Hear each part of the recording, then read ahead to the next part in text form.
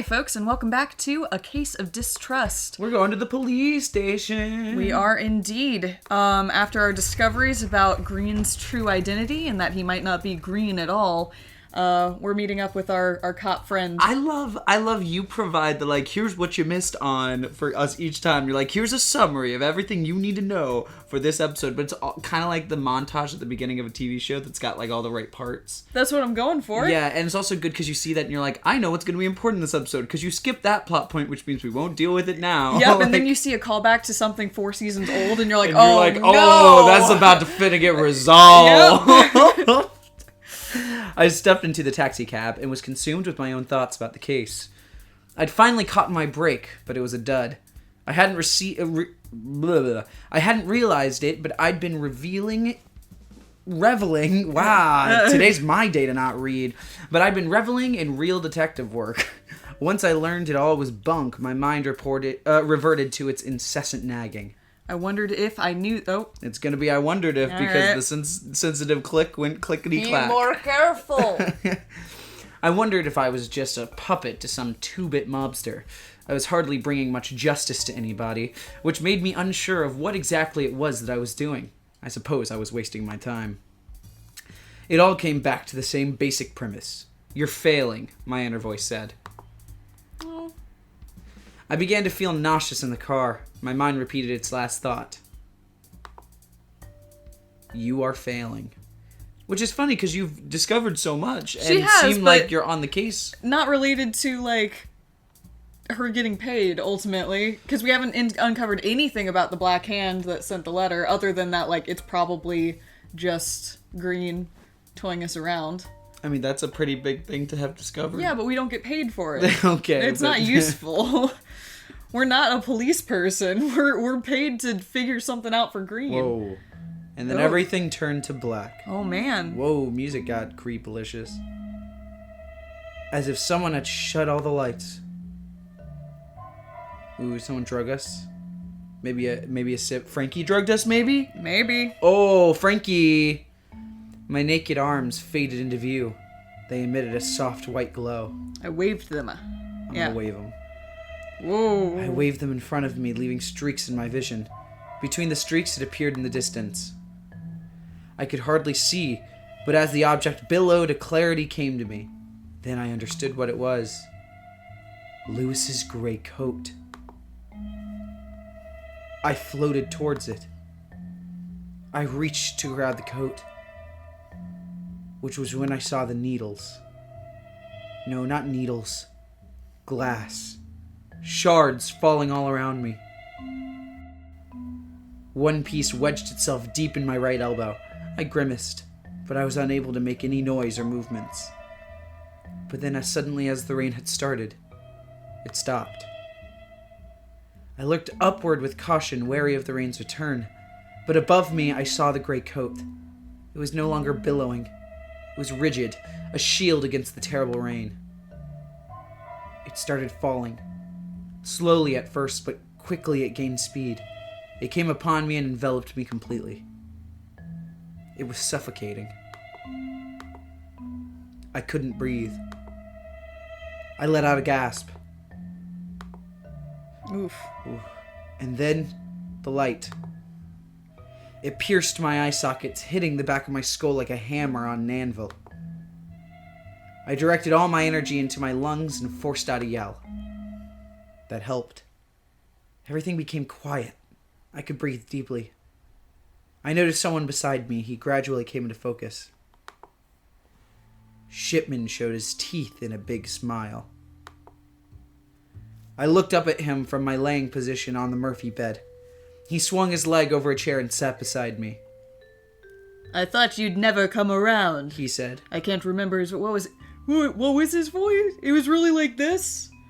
No, I think the voice you just did was Shipman. No, that was, the mobster. Tiny Paul. Ah, Yeah, this was Tiny Paul. This was Shipman, I think. Yeah, sure. Thought you'd never come around. Alright, sure, he said. Where am I? I tried to ask him something, but another bolt of pain raced up my elbow. All I managed was a groan. Relax, PC. Just a few scratches. Quite the auto crash. Flew straight through the front window. They took out a large piece of glass from your right arm. I remember none of that. Well, we kind of did. Because, So I nodded in agreement. I nodded in agreement. I grimaced as the shake sent a sharp pain through my skull. That is a tongue twister. I mumbled the words "auto crash" to myself. I wondered how bad the accident must have been. Shipman removed a flask from his pocket, unscrewed the top, and handed it to me. Not the best hooch, but might get rid of the banging in your head. I took a swig. Sure. Or I shook my head. I'm gonna shake my head. Okay. I don't trust drinking alcohol now. I shook my head, which was slowly clearing. I felt whiskey would only make it worse. My thoughts were coming back on their own. I went to give the flask back to Shipman, but he put out a hand to stop me. Hang on to it. Might change your mind after what I'm about to tell you. I propped myself up on my left shoulder to listen. About Green's case. The two of us figured he was going to fake his own death. Shipman clicked his tongue to his teeth and looked towards the floor. That ain't happening.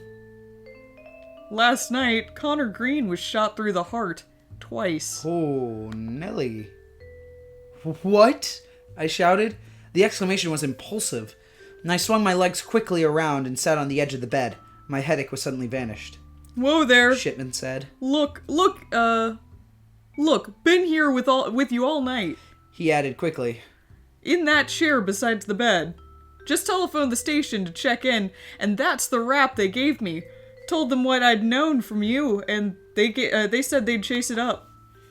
How do you know it was him? Another involuntary question. I was running on instinct. PC, faking your death involves a mangled body. Shot through the chest, his face was still intact. Whatever Green was planning on doing, he didn't get that far. And we looked it up. He doesn't have a twin. That would have been too easy. Shipman grinned. Green hired you for... Green hired you for this case. He continued. Gives you every right to follow it up if you want. That said, he was likely taking you for a ride. Wouldn't blame you if you wanted to drop it. But I'd like your help, PC.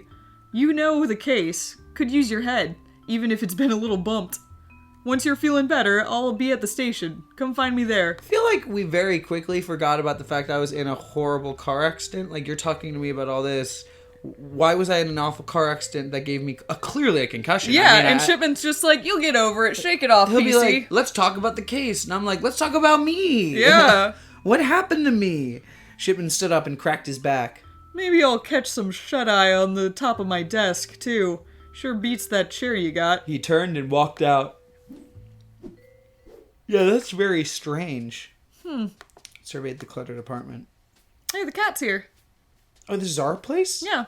And Shipman was just in our... Are we buds with Shipman? I guess. Everything about that seems weird. Well, no. I mean, we used to work with Shipman, so I think so. I guess so. The cat slept at the floor of the bed. I scratched behind his ear, and he seemed to like that. Glad the cat and I are buddies now. Yeah. The apartment was already cramped when the Murphy bed was up. With it down, I could barely squeeze through the living room. Packaged cigarettes were the latest trend, but I still preferred to roll my own. The ashtray, that's the same as before. Yeah. That lamp had belonged to my Uncle Lewis. He'd been an SFPD officer. Yeah. Yep, that's all the same. Is the coat on the floor? A newspaper was plopped on the floor. Oh, yeah, it's the same newspaper. Okay. Old notebook, now filled to the brim. I wrote everything down, even minor details. Never know what could be useful. Yeah, looks like nothing's changed in here. Regular white icebox. Just the cat. Taking copies of old murder cases. Yeah. Okay. Then let's get out of here, I guess. And go to the station. Yeah, we have no goals right now. We're not going very far in life. We got no goals. Yep. No dreams. No aspirations. I stared at the doorway and took a deep breath. I supposed I owed Shipman enough to help solve the case, even if Green had given me the runaround. After all, what type of detective would leave a case half solved? Police station, let's go. There was only one place to go. Although Green had just been using me, his life had apparently been in danger all along. I resolved to find his killer. I headed to the North Beach station for any information Shipman could give me. before starting the chase.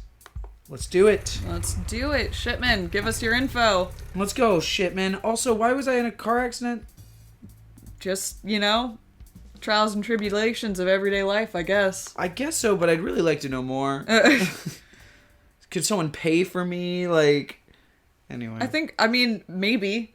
And we might learn that. It might be that it was a hit. A failed hit. Can I fill out some paperwork? Yeah, what about my insurance? Yeah. The headquarters building dominated the corner of Kearney and Washington. I think I still have glass in my arm. Yeah, can someone get this out, please? Rebuilt after the 1906 earthquake. Oh, we had already read that.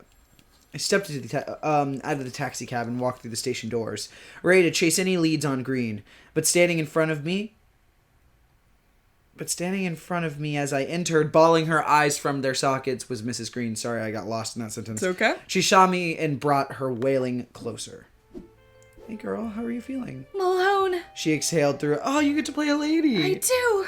She exhaled through her sobbing. You were working for my husband. What happened? Her breathing obscured her next sentences, but I got the general idea. I told her I knew as little about the matter as she did, but that I was looking into it, and I was sure the officers were doing their best. She begged me to help them, again drowning most of her sentences with her sobbing. I promised I would try. She took a slow inhale, raised her chest, and walked out of the station. Well, there she goes. There she goes. But Fred Grant is here. When she was out of sight, Fred Grant came around the corner and let out a snort. Grant was another investigator for the SFPD. I noted his wispy hair. I noted his ruddy face. Ruddy face.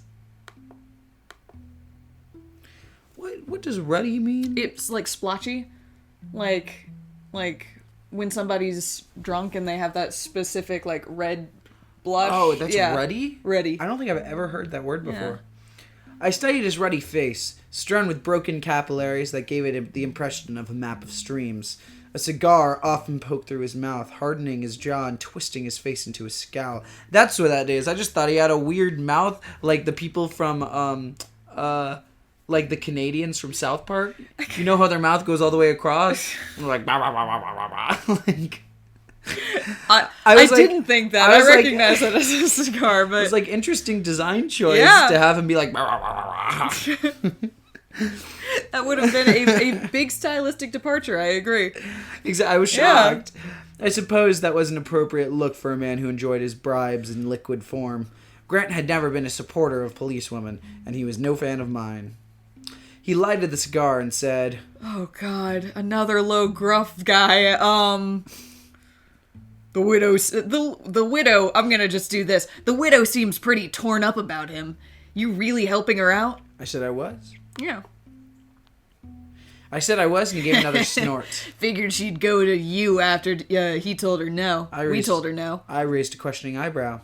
Look, last thing I gotta do is head it to the tin spoon. Then this goes to the freezer. That meant he was about to close the case cold. You aren't chasing it up? I asked.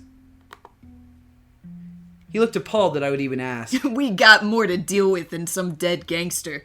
The captain don't care about this crap like this, so long as it's not spreading too far. And what about the girl? What does she expect? He asked. What what? Sorry. That is a weird one. What does she expect? He asked. This broad goes and marries an Irishman. Probably killed by one of his own. Or some dago. All those bums are run together. I gave him the frown. I'm frowning right now. To which he responded. Look, if the missus wants you on this, that's her gamble. But it ain't gonna lead you nowhere. And don't expect support from the boys. Okay, well, you have a weird mouth, okay? So... He does. You do. Not even if I find Green's killer. He laughed. If you get a confession, we'll cop him. Not something the DA can thumb his nose at either. They gotta admit three things. Means, how they killed Green. Mm-hmm. Opportunity, when they did it. Mm-hmm. Motivation, why they'd bother. Yes, I too understand how confessions work. Yeah. I am a detective. You do that, then sure.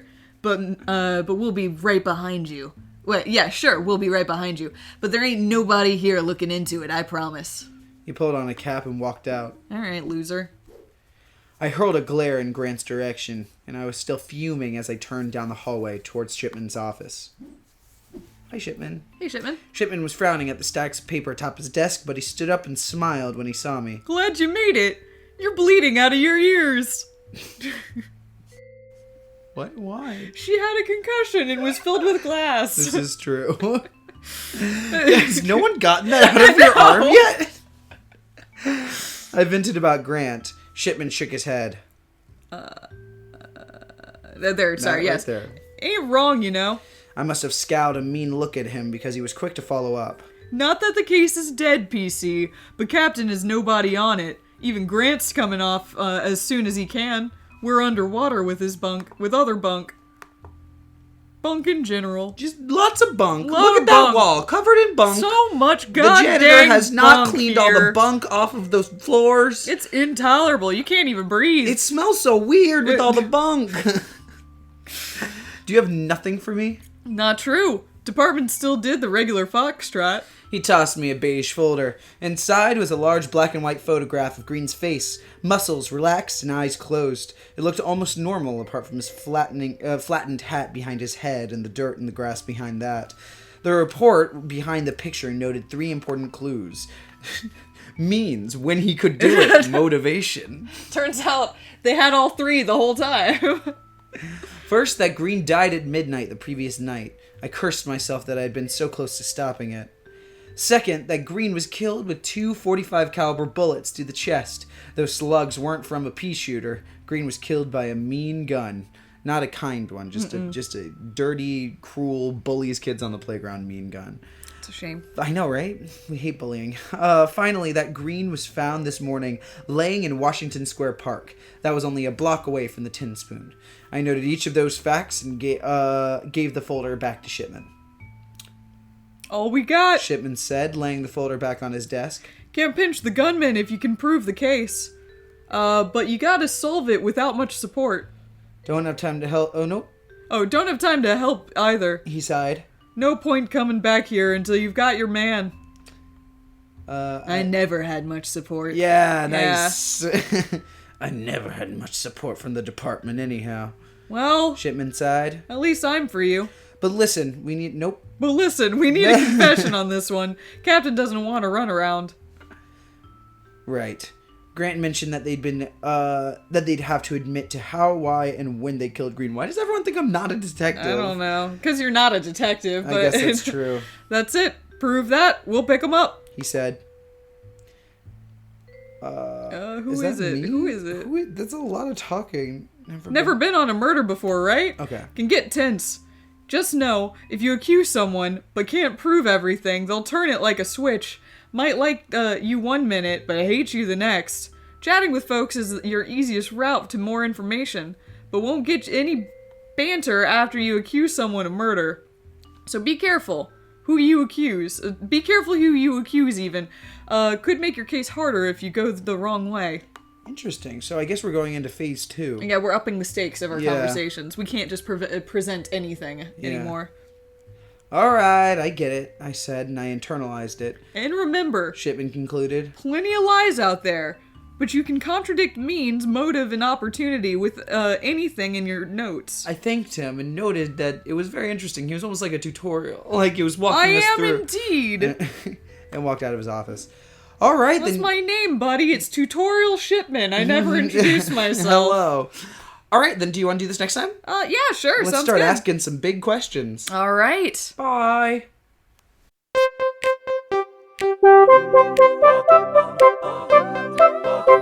Thank you.